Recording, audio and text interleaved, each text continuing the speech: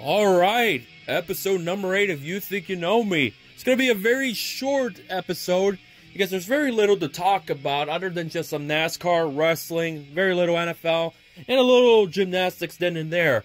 But first and foremost, I do have an Instagram and Twitter as you see on the screen. Those are my plugins. If you want to follow my journey throughout the year, those are the best two outlets for you to follow because whether it's NASCAR or anything about life, I am more regularly on there than here on YouTube. Unless there's a red flag that warrants one to do. Alright, let's cut down to the chase. As I mentioned on the last episode, Brett Moffitt could be in GMS Racing. Lo and behold, he will be at GMS Racing beginning this season. The defending Gander Outdoor Truck Series champion will replace Johnny Sauter and the number 24 Chevrolet. Yes, it will not be the number 21. It will be the number 24 as GMS Racing will be a two-truck operation with Sheldon Creed, which is shaping out to be the dream team, depending how Creed does. I think Creed will do a phenomenal job. He is no doubt my pick for Rookie of the Year. And with Moffitt jumping into the most dominant truck, watch out, because that will be the year that Moffitt will truly shine and may be the best driver to have a shot at winning back-to-back titles, and more likely convincingly. But with the playoffs, you never know how convinced a driver could be winning the championship. Look no further than William Byron a couple years ago. Dominant, engine blown at Phoenix, didn't even make it to the championship 4. And as far as Brett Moffitt's replacement, as I mentioned, is Austin Hill. I previously alluded, this is a make or break year for Hattori Racing and Austin Hill. I almost said Justin Hill. It's like there's no Justin Hill. There's a Justin Fontaine, who was one of the many drivers that retired or called it a day in NASCAR a year ago. And here is some more outlandish NASCAR news. Mike Wallace, no, not the guy from 60 Minutes who passed away, the Mike Wallace is attempting to make a comeback in the Monster Energy NASCAR Cup Series, which he hasn't made a single NASCAR start since 2015. He said that he must have found a race-winning caliber team that has a charter system. Problem is, that's more of a punchline than actual thing, because you know Mike Wallace, in my opinion, his best run was with Phoenix Racing and that short-lived stint with Roger Penske in 2001. Wallace was never going to be like Rusty. He was not going to be like Kenny either. So, all I say is going to be more likely a Rick Ware racing car. And probably will not be Spire's 77 team. That's probably going to be a young driver or relatively young that is within their agency. That has yet to be determined who will be in the 77. However, somewhere in the 70 range, as far as car numbers are concerned, has been confirmed. Tommy Baldwin Racing will make their comeback in the Daytona 500 with Ryan Truex, who will be making his first Cup start since that horrible, no good, dreaded garbage. In my opinion, out of all the guys, the most rushed of them all to make it to the Cup level, Ryan Truex.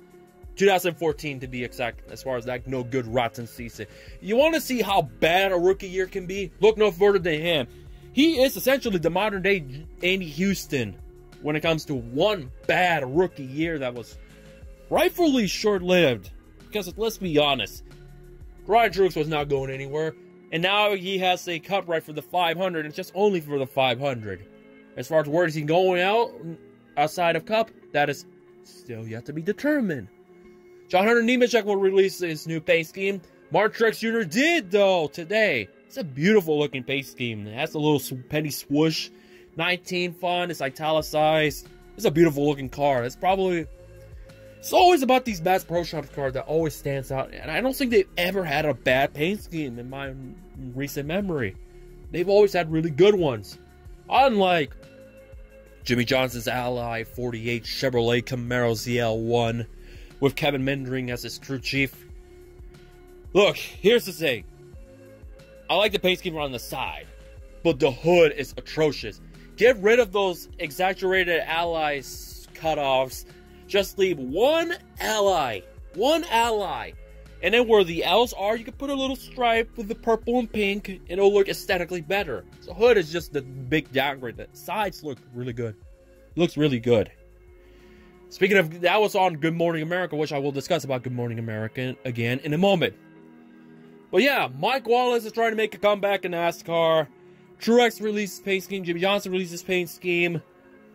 Ross Chastain, maybe he'll have a truck ride with Nice Motorsports number 45. That's been the rumor. That will be all confirmed and announced tomorrow at the NASCAR Hall of Fame. And more importantly, there's another announcement. Timmy Hill will be driving the number 66 Toyota Supra for MBM Motorsports. Yes, Carl Long's team got a Supra, which is actually a really good thing because because they were the last true team to drive the zombie Dodges, the good old beautiful Dodge Challenger in the Xfinity Series. Also, Joey Gates will be running the Daytona 500 in the number 66 team. This is great news for MBM Motorsports and the Carl Long stable. They got new Toyota Supras. Because for the longest time, everybody knows that MBM is one of those underfunded teams that drove the Dodge Challenger. Now they're going into 2019 with the brand new Supra. They got, from what I've heard, they have 3 on the shop from an outside source. That may be credible more than the fact that I personally know one of the members from the MBM squad, so I won't tell you who that is. That's within from what I've heard. But yeah, good news! I'm happy for them. They got some Supras. Let's just keep the fingers crossed they don't wreck all 3 Supras early in the season, because that could be problematic. Now, let's shift from NASCAR to professional wrestling. Professional wrestling. I mentioned this probably before. I have not watched the WWE since the month of May of a year ago. I haven't watched a full program. The only thing I've been keeping an eye on wrestling is through BlitzSportsNetwork.com when they discuss about it, and through Twitter. That's it. That's all I need. There were 2 particular segments that popped up. There was another one outside of the WWE that was about, what was it called? Bar wrestling, where it involved the infamous tampon. We're not going to talk about the infamous tampon here, because it's one of those things you need to see and be grotesque, or for whatever reason, as your little fetish, be aroused by it. The 2 segments of the subject that was more about arousing than pathetic and garbage like most of the product has been, it's been Alexa Bliss and Mandy Rose. Which, by the way, both of them, and then another one that I'll mention later, are my 3 WCWs. Women's Crush Wrestling. World Crush Wrestling. Imagine that company be called World Crush Wrestling. Women's Crush Wednesday, which was yesterday. To me, WCW is World Championship Wrestling. End of story. Now, Alexa Bliss had a topless segment. Mandy Rose had a lingerie segment as part of their little storyline with Jimmy Uso and Naomi. I think it was Jimmy or Jay. I can't remember which one of them was married by Naomi. I don't have the time or the necessity to look it up because, again, I haven't watched since May. I only saw the little snippets on Twitter and everybody was basically like, oh my god, why did they do that segment? What? That's on one end. The other end is like, push it. We need the Attitude Era back. Where am I? I'm on the fence or I'm on the edgy side? Of course I'm going to be on the edgy side. Again, we're in an era where that kind of stuff just doesn't fly, apparently. Look at Impact with Scarlett Bordeaux and that little segment with Scott Steiner, Big Papa Pump. We're on the uprise and as far as sexuality. But it's probably only going to be just a few days and then it'll be over because people are complaining about it. I must say, Alexa Bliss is back. It's on point. Mandy Rose segment, 10 out of 10. Problem is, people are going to complain just like about everything in the world of professional wrestling. Those are the only things about wrestling that has been good as of late. The fact that Finn Balor is competing for the WWE Universal Championship and try to take the title away from Brock Lesnar at the Royal Rumble at Chase Field in Arizona, probably the most people will ever go to. No, that's asking for... Well, of course there's going to be more people because they're going to be... the field's going to have seats. So, I was going to see the Arizona Diamondbacks, but I remember in 2017 the Diamondbacks were really good and were at one point contenders for a World Series bid. So, I can't really say that. Then again, any baseball field for that matter, because look at Safeco Field WrestleMania. I think is still one of the most populated events of all time to this very day. And yes, it's Safeco Field to me, damn it. I don't care if it's called T-Mobile Park. But yeah, here's my vision of Brock Lesnar versus Balor, the formerly known Prince Devitt. Remember the Avengers with Hulk and Loki, the Puny God segment? Well, scene, not segment. That's what's going to happen. That's what at least I saw it. I was hoping it was going to happen, but apparently there's those quote-unquote dirt sheets that saying that Brock Lesnar has requested to work with Balor. And when he requests, and when he feels like he works way better and can put himself out there as a competitive wrestler like he was in the first run of 2002 to 2004, it's going to be a lengthy match. Because everybody knows that Brock Lesnar's best matches in his second run has been with CM Punk, Daniel Bryan, and AJ Styles. What do all those three have in common besides being internet darlings and actually really good gifted workers? Exactly what it just said. Brock Lesnar sees, from according to those dirt sheets, that he works better with smaller guys. I was thinking it's probably going to be like, what, the Dean Ambrose route? No, if it's true, if it holds up, depending how the match length goes and how it's executed, then Brock wanted him, because this is the thing about Brock Lesnar people don't get. He's a businessman. He thinks. He may actually see how people do, how they work. That's why probably he's not. That's why probably the feuds with Braun Strowman and Dean Ambrose were flatline, because he doesn't see any value or chemistry of it to put all the effort. If he requests this, there will be effort. But in my opinion, Brock beats Balor, end the story, move on, fans will boo. That Royal Rumble's not gonna be fun as far as reception and outcomes. I'm gonna tell you that right now. It could be worse than 2014. I can tell you that. 2014, in my opinion, the worst Royal Rumble match ever that I saw. 1995, nobody can top 95. At least 99 has some interest. Okay? In an era where flippity-flip wrestlers are pretty much the hottest thing around, there's another side of the spectrum that I find the hottest thing around, and it is the world of gymnastics. Especially at the collegiate level. And I mean collegiate level. If you've been hiding under a rock, I don't know why you've been hiding under a rock in a time where shutdowns and money being a problem all across the country, and also hamburgers and pizza are the thing to eat when you celebrate a championship, where a NFL Hall of Famer is actually trying to one-up the individual by providing him luxury food, because that's what Clemson deserves and needs, according to Michael Strahan. I have no answer on that. Food is food to me. So, all right. It has to do with UCLA's Caitlin Ohashi. If you have not seen the Caitlin Ohashi routine, you've been hiding under a rock. You literally have been hiding. She gets bonus points, not just for the fact that she's a female gymnast, she's a senior, and a hell of a talent, a hell of a performer, and it was a beautiful, well-executed routine. 10 out of 10, for sure. She's a local from my neck of the woods in the state of Washington. Bonus points. So if you have not seen it, go see it. I don't tell you much, but that's one of those I will tell you to go give it a look. And also give a look at the Mike Wallace article that NBC posted that he was trying to make a comeback. Okay, here's the thing about stage races and the charter system. We live in an era where Derek Cope, Mark Thompson, Ron Hornaday can come back and run the Daytona 500 without any problems. We're still in that era with Mike Wallace. At this moment, might as well give Bobby Gerhart a shot. Might give him now or never, because I think, well, not this year, because we may actually have a Gatorade duel, or the 125s, the Uno 125, the qualifying races, the Can-Am duel, the Budweiser duel, the Daytona duels, whatever you want to call it, the 150. To me, I just said Gatorade duel because that's the first thing that came up in my mouth. You know, in my opinion, 125 is the essential of when it comes to qualifying races. But yeah, we may actually have some bumping. Not any 500 bumping, but actually cars failing to qualify for the 500. At the very moment, it's expected to be 42 up to maybe 45 cars. Which means 2 to up to 5 will go home.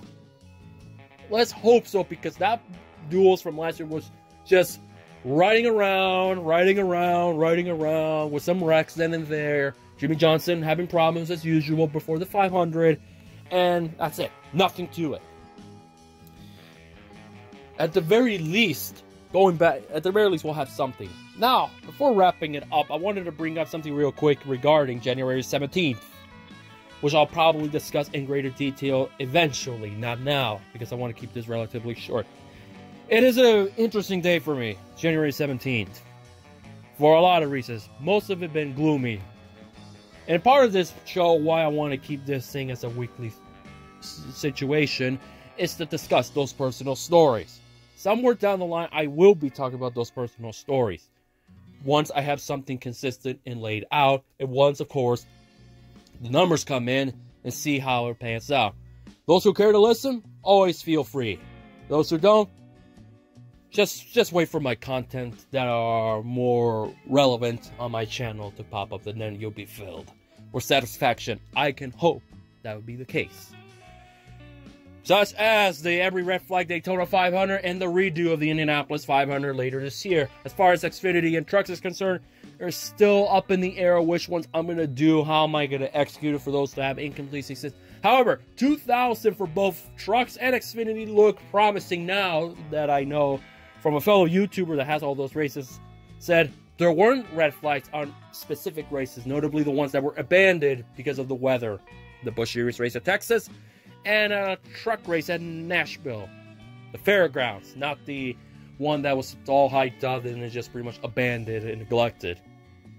The old fairgrounds. So yes, we may see every red flags from 2000 to present. It won't be 1995 to 1999 for trucks. That's still up in the air though. I could probably still do it. But there's so many incomplete races of that time period as well that it makes it difficult. And as far as the Busch, it will be only 2000 to present. Keep it consistent. But yeah, we're coming down to the Daytona 500. It's now a month away. And as far as that 500, more details to come. So yes, this will do it with this episode if you think you know me. So yeah, the three WCWs, the Women Cross Wednesdays, are Mandy Rose, Alexa Bliss, and good old Caitlin Wait, hold on a second. I'm forgetting something, am I? What was it?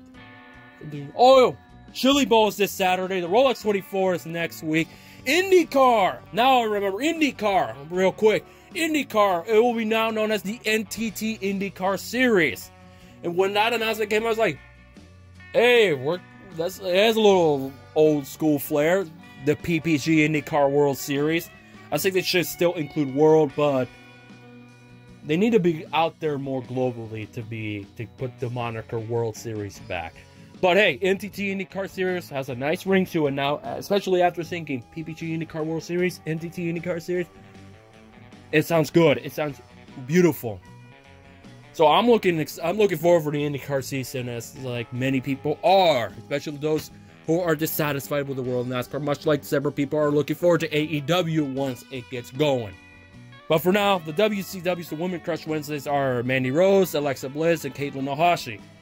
And speaking of crushes, crushing blows for the Philadelphia Eagles, especially Alshon Jeffrey and BDN Nick Foles, who may be heading somewhere else the following season. We'll see. I didn't talk much about the NFL because all the games were disappointing and a little bit underwhelming in my book. Cowboys rightfully got beaten by the Rams. The Colts didn't even show up. And Terry had his worst game of his career, and he is expected to still be around in 2019 as a free agent. Hey, Seattle, pick him up. Screw it at this point. Get him. Get him. Get him, Seahawks. You better get him. Otherwise, we're stuck with a horrible Rams reject. There's a reason why the Rams cut him, and we're getting him. What's up with the Seahawks and kickers? Oh, and by the way, Detroit Lions, I feel sorry for you. You got the bum Darrell Bevell. I feel so sorry for you. Have fun having another losing season along the way. And if he proves me wrong as an offensive coordinator, well, I'll eat crow once again, just like I said about the Seahawks going 4-12. Instead, they made it to the playoffs. Oh yeah, the Chargers, they also didn't bother to show up, as no surprise, because when it comes to big game situations, especially against Tom Brady, Philip Rivers hits the tank. So my Super Bowl picks, in my eye, that will be appealing for everyone, will be the Rams and the Chiefs. For the ones that probably they don't really want to care about is the Patriots and Saints, which is probably going to be considered the GOAT Bowl. And then also the Patriots versus the Chiefs. It's the present meets the future. My opinion, who's going to be the NFC champion? In my opinion, I truly see it's going to be New Orleans. As much as I hate to say the fact that it will be New Orleans. And as far as the AFC side, I think that's going to be the money game. That's going to be the fun one. And I'm going to go with, no doubt, it's going to be close, but I'm going to have to say New England. So we're going to have the GOAT Bowl. Breeze versus Brady. Be appealing, and everybody's going to be rooting for New Orleans. But in Georgia, will that be something? And oh, this is what I mean. This is it's unfiltered, unscripted, and everything that you forget. Halftime show, Maroon 5, Big Boy, and Travis Scott. Speaking of music, Sunflower, you know, the song from Spider-Man Into the Spider-Verse, is #1. And I gotta say, thank the Heaven Lords and knocked Halsey out in the #1 spot. It is not actually a terrible song. It's actually a really good song. When I heard it, was like, who the hell is this? What is this catchy song? And I was thinking, is that Ray Shremmen? And it turns out to be, it is one half of Ray Shremmen, Sway Lee. Of course, it's a Post Malone song. When I found it, I was like, this is a Post Malone song? My stance with Post Malone, he's absolute garbage and boring. Rockstar, trash. That other song that hit #1 a year ago, super trash and garbage. This song, Sunflower, no doubt Post Malone's best song. And also Sway Lee's best song. My rating will be 3.75 out of 5. It cracks my top 15 best #1 song of the 20 teens. Does it crack my top 10? Maybe it will over time, depending how bad the rest of 2019 could end up. So, now that I got music out of the way, Women's Crush Wednesdays, NASCAR, IndyCar, football, wrestling. Until we meet again, thank you for tuning in for You Think You Know Me. And until next time, I'll catch you guys later. And please, if you haven't read that Mike Wallace story, you'll get a good laugh. And also, you better check out that Kayla Ohashi performance, because I guarantee you it'll be entertaining. It's more coordinated and serves more of a purpose than it does with flippity-flip wrestlers like Flip Gordon, to name a few, in the world of wrestling. For now, good riddance to the Philadelphia Eagles and the Dallas Cowboys.